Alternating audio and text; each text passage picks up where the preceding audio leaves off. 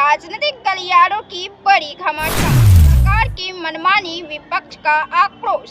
कांग्रेस सांसद कार्ति चिदंबरम ने नीति आयोग की बैठक पर कहा, कई मुख्यमंत्रियों ने केंद्रीय बजट में धन के आवंटन पर नाराजगी जताई है। कई ने नीति आयोग की बैठक का बहिष्कार किया। पश्चिम बंगाल की मुख्यमंत्री ममता बनर्जी भी बैठक से चली गई क्योंकि उन्हें बोलने के लिए पर्याप्त समय नहीं दिया गया था। यह स्पष्ट रूप से सरकार की संघीय व्यवस्था विरोधी मानसिकता को दर्शाता है।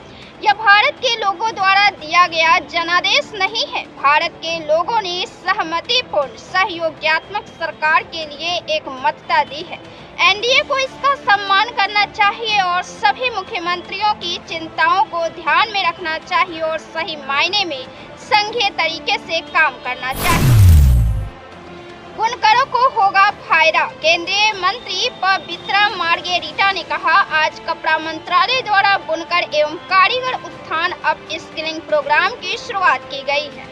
इसके तहत देश भर में 100 स्थानों पर विशेष प्रशिक्षण दिया जाएगा। इससे 3500 से ज्यादा बुनकरों और कारीगरों को फायदा मिलेगा। ममता बनर्जी का दो टूक, केंद्र को जवाब। पश्चिम बंगाल की मुख्यमंत्री ममता बनर्जी ने कहा, विपक्ष द्वारा शासित राज्य से सिर्फ मैं ही गई थी। उन्हें तो मुझे 30 मिनट समय देना चाहिए था। मैं उतनी नासमझ नहीं हूं कि अपना समय प्रबंधन ना करती। बैठक की शुरुआत में राजनाथ सिंह ने कहा कि 5-7 मिनट में सब अपनी बात रखे, लेकिन मुझे तो 7 मिनट भी बोलने नहीं दिया गया। अपने लोगों को 20 मिनट दिया गया और बाकी लोगों को 0। मैंने बैठक का बहिष्कार करके ठीक किया। मैं उन्हें बंगाल का अपमान करने नहीं दूंगी।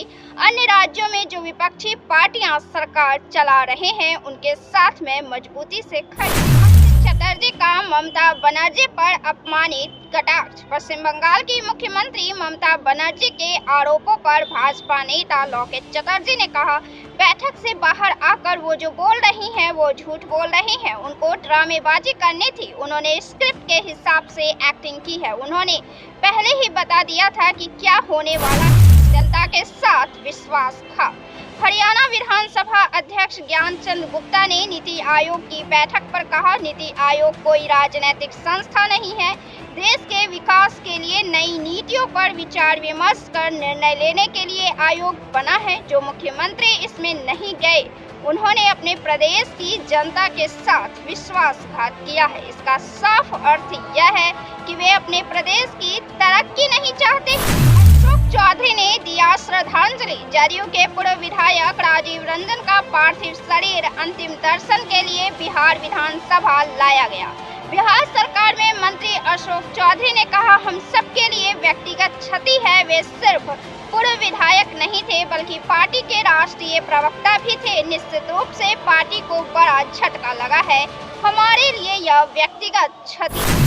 नवीन पटनायक को नीचा दिखाने लगे उनके ही सहयोगी। बजट को लेकर नवीन पटनायक के बयान पर भाजपा प्रदेश अध्यक्ष मनमोहन सामल ने कहा, नवीन पटनायक से पूछे उन्हें क्या चाहिए, उनके सुझाव क्या है। उन्होंने जो 24 साल में नहीं किया वो हम करेंगे। उन्हें पूछिए कि उनके समय में कानून व्यवस्था कैसी थी। हम कानून व्यवस्था में सुधार लाएंगे।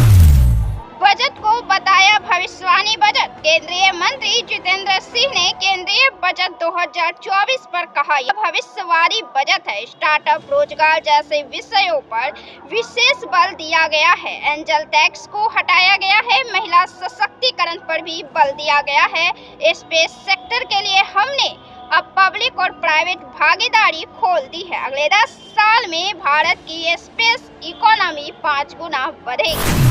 जनसंख्या के आधार पर ओबीसी को आरक्षण। आप सांसद संजय सिंह ने कहा, बीजेपी दलित, पिछड़ों, आदिवासियों, अल्पसंख्यकों, मुस्लिमों, ईसाइयों, सिखों के विरोधी हैं और अगर यह ओबीसी आरक्षण बिल आया है और बीजेपी की मंशा साफ है तो उन्हें ये बिल पास करना चाहिए। ये बिल देश के पिछड़े वर्ग के लोगों के हित में है और हम इस बिल का एक बार नहीं बल्कि 1000 बार समर्थन करेंगे। मैं प्रधानमंत्री नरेंद्र मोदी से कहना चाहता हूं कि अगर आपकी पार्टी और आपकी नीयत साफ है तो इससे अच्छा कोई और बिल नहीं आ सकता है। इस बिल को आप पास करें।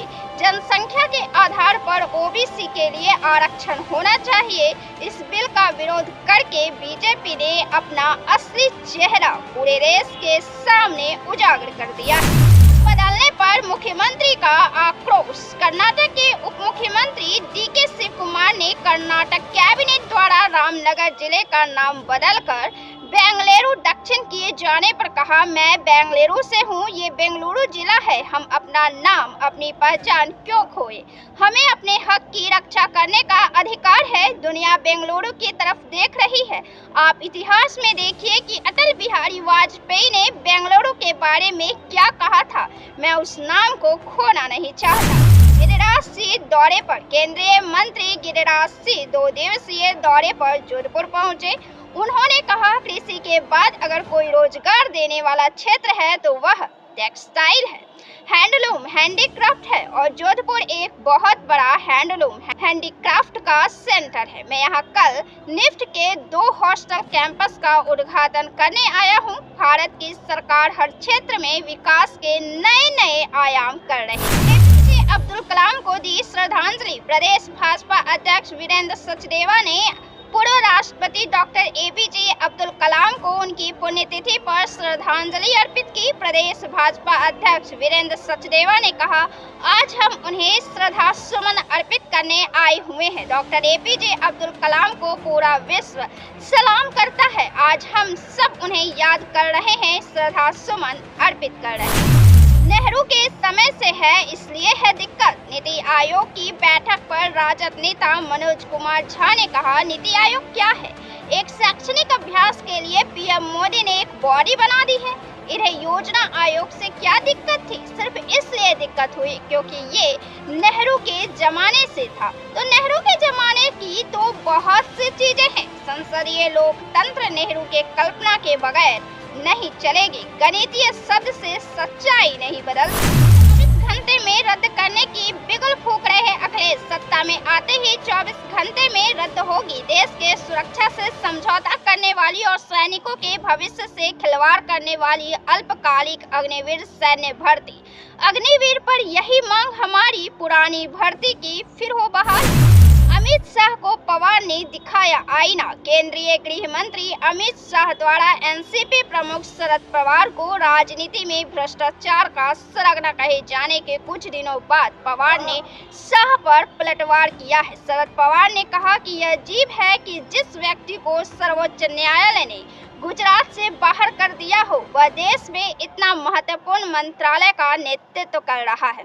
जिसे भगा दिया गया वह आज देश का गृह मंत्री है। इसलिए हमें सोचना चाहिए कि हम किस ओर जा रहे हैं। तो ऐसे ही तमाम पॉलिटिकल खबरों से जुड़े रहने के लिए बने रहें प्रेस बिहार के साथ। वीडियो को लाइक करें, शेयर करें और चैनल को सब्सक्राइब जरूर से कर लें। बहुत बहुत धन्यवाद।